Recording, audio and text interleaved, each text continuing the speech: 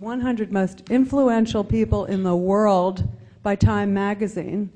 And she's working right now on her book, An Escaped Prisoner, Why God is a Monster. Dr. Wafa Sultan.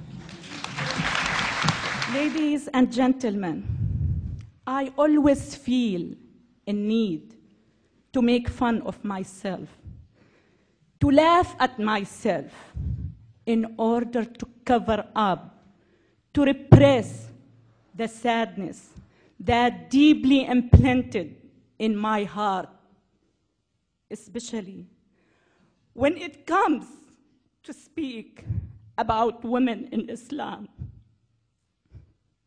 Now I am free, but I cannot forget my niece.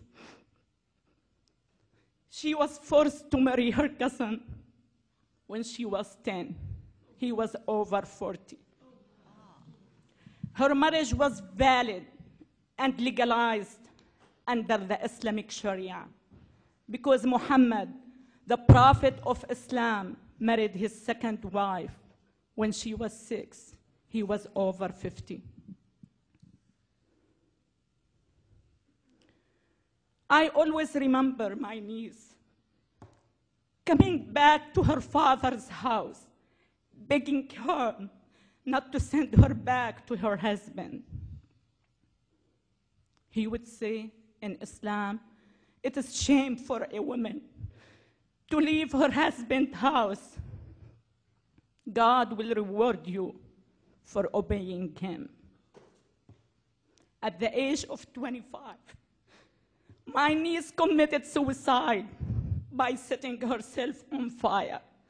She was burned to death, leaving 4 children behind her. In 2002, the Saudi religious police stopped schoolgirls from leaving a blazing building because they weren't wearing the correct Islamic dress.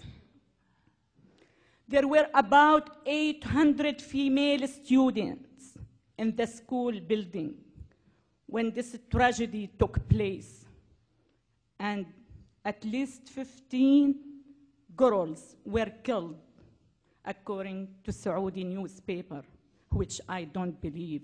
I believe the number was much higher.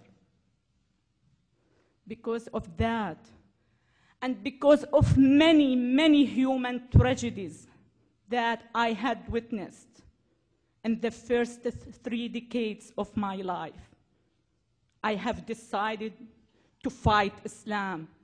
Please pay attention to my statement. To fight Islam, not the political Islam, not the militant Islam, not the radical Islam, not the Wahhabi Islam, but Islam itself. I truly believe that the West has invented these terms for the sake of being politically correct.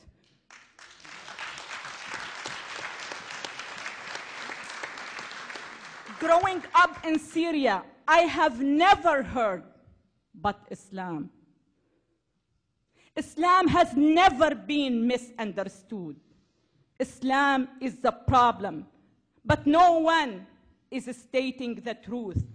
No one is taking a hard look at the root of the terrorism, which is the brainwashing machine called Islam.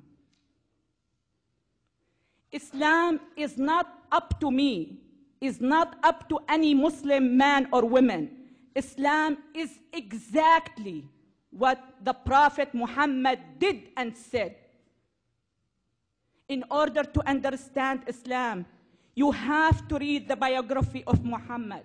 It is very traumatizing. It is very shocking. He married his second wife when she was 6 years old. He was over 50. I just came back from France. I debated with a Muslim Pakistani woman. She was the Minister of Women in Pakistan. When I told this fact to my audience, she turned to me and she said, "It is a big lie." She was 9, not 6. It sounds like when a policeman stops you because you're driving over 100 miles per hour, and you turn to him and say, it is a big lie. I was driving 90 miles per hour, not 100 miles. She was 9, not 6. He married his second wife. She was his daughter-in-law. His son was adopted, and at that time it wasn't accepted by the pre-Islamic Arabic culture. So he turned to his followers and he said, I was told by God that adoption is forbidden. And adoption, believe it or not, has been forbidden in the Islamic culture, just to justify his marriage of his daughter-in-law. His third wife was Safiya. She was a Jewish woman. It was well documented, well written in our school book that he attacked her tribe. He killed her father, her brother, and her husband at the same day he slept with her. That's what I call Islam. You need to know, you need to understand that Islam is the problem. I am sick and tired of people here in the West asking me to soften my message. I am sick and tired of people asking me, are you trying to change 1.3 billion people? Yes, I am trying. Yes, I am.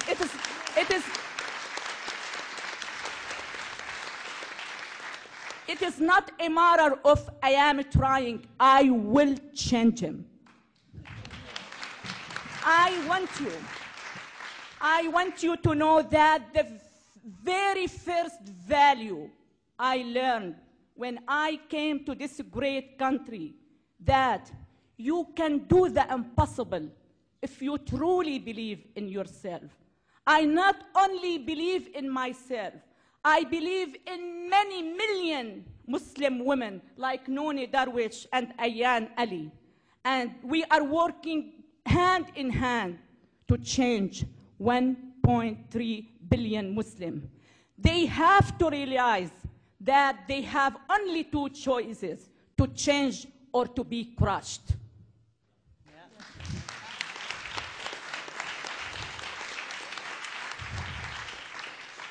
Please, please don't let your civilized way of thinking interfere with your defending your great country. Please, please defend your values. Please defend your freedoms. Defend the heaven you are living in.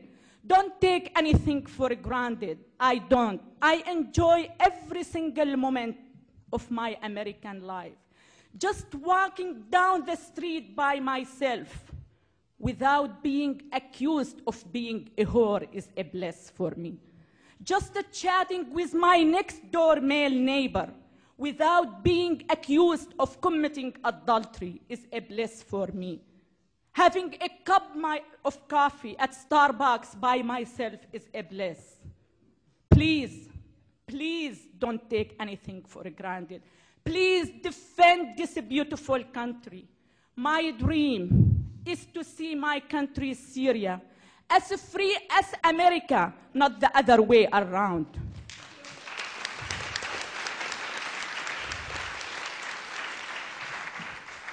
When I was in Syria, I cried a lot. Now that I am free, I still cry, and much harder, for those women whom I left behind. My dream of one day, having all of them free, should be the dream of all humanity. Thank you so much. God bless you. God bless America.